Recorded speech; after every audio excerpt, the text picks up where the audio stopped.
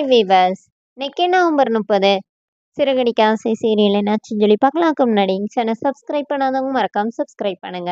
இன்னைக்கு என்ன அப்படின்னு சொல்லி பார்த்தீங்கன்னா, இவங்க எல்லாரும் கரண்ட் ஷாக் அடிச்சு ஆடிட்டு இருக்காங்கல்ல. இப்போ மீனா வந்து பூரிக்கட்டையை வச்சு அடிச்சு எல்லாரையும் காப்பாத்திடுறாங்க.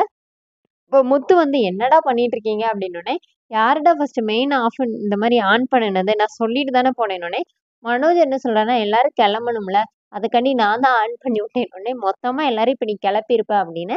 அப்புறமா விஜய் கிட்ட, அம்மா பாத்தீங்களா, இதனாலதான் நான் சொல்றேன், நம்ம பேசாம இந்த மாதிரி விரதம் இருந்துருவோமா, சொன்னா கேளுமா அப்படின்னு சொல்லிட்டு இவங்க பேசிட்டு இருக்காங்க. இங்க என்ன ஆகுதுன்னா, மீனா வந்து அந்த ஹோட்டல்ல இருந்து கூப்பிடுறாங்க.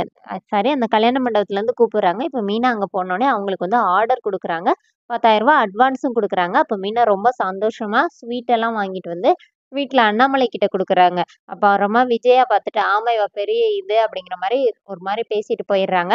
அதுக்கப்புறம் மனோஜும், ரோஹிணியும் வரும்போது ரோஹிணிக்கு ஸ்வீட் குடுத்தோனே ரோஹிணி எடுத்துக்கிறாங்க. அப்போ உடனே மனோஜ் என்ன சொல்றாருன்னா, எந்த கடையில வாங்குனாங்களோ தெரியல அப்படின்னு சொல்லிட்டு போயி அங்க வேற ஏதாச்சும் போய் அவர் வந்து அந்த மாரி பண்றாரு. அப்புறமா முத்து வந்தோனே முத்துக்கிட்ட ஸ்வீட்ட குடுக்குறாங்க. இப்ப இங்க என்ன ஆகுதுன்னா, ஸ்ருதி, ரவியும் வந்தோனே அவங்க 2 பேரும் விஷ் பண்றாங்க. இப்ப மீனா போயிட்டு முத்து என்ன சொல்றாருன்னா, இந்த மாரி நீ வந்து இன்னும் பெரிய தொழிலதிபர் ஆகப் போற. இனிமே கோயம்பேடு மார்க்கெட்டுக்கே நீ சொன்னா தான் பூ வரும்னோனே, ஏங்க ஏங்க இப்படி நிப்பாட்டுங்க அப்படின்னோனே விஜயாவும் மனோஜும் கிண்டல் பண்றாங்க. இப்போ உடனே முத்து என்ன சொல்றாருன்னா, இத நம்ம பெருசா செலிப்ரேட் பண்ணியே ஆகணும். அதனால போயி நம்ம பிரியாணி வச்சு எல்லாருக்கும் குடுக்கலாம். நான் வந்து ஷெட்லேருந்து பசங்கள வர சொல்றேன். நீ உங்க வீட்ல அம்மா, அப்பா எல்லாரும் குடுக்கலாம் அப்படி சொல்லிட்டு இவங்க பிளான் பண்றாங்க. அப்போ முத்து காசு குடுக்குறாரு. இருங்கங்க வரேன்னு சொல்லிட்டு மீனா போய் ரூ. 10,000 அட்வான்ஸ் கிடைச்சுச்சுன்னு குடுத்தோனே, இப்ப விஜயாவும் மனோஜும் அப்படியே வாய பிளந்து நின்னு காச பார்த்துட்டே இருக்கிறாங்க.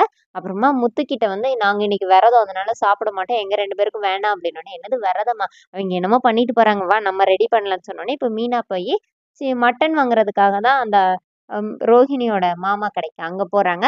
அப்போ அவங்க மீனா அங்க நின்னு அவங்க அம்மா கிட்ட ஃபோன் பேசிட்டு இருக்காங்க. மீனாவோட ஃப்ரெண்டு போய் அங்க போய் மட்டன் வாங்கிட்டு இருக்காங்க. மீனாவ அவர் பார்த்தோனே, ஐயோ! இது முத்துவோட ஒய்ஃபு. அவன் என்ன பார்த்தானே என்னை இங்க கட்டி தொங்க விட்டுருவானே! இப்ப என்ன பண்ணுறது சொல்லிட்டு டவல மூஞ்சோடி பொத்திக்கிறாரு.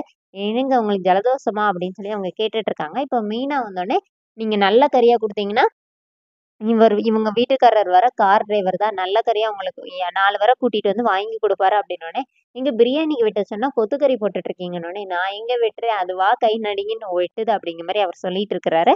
அதோட இன்னொரு எபிசோட் ரன் பண்ணிட்டாங்க. நாளைக்கு என்ன, நெக்ஸ்ட் வீக் என்ன அப்படின்னு சொல்லி பார்த்தீங்கன்னா, இவங்க பிரியாணி எல்லாம் ரெடி பண்ணி ம் ஸ்ருதி, ரவி எல்லாருமே டேஸ்ட் பார்க்குறாங்க. நல்லா இருக்குன்னு.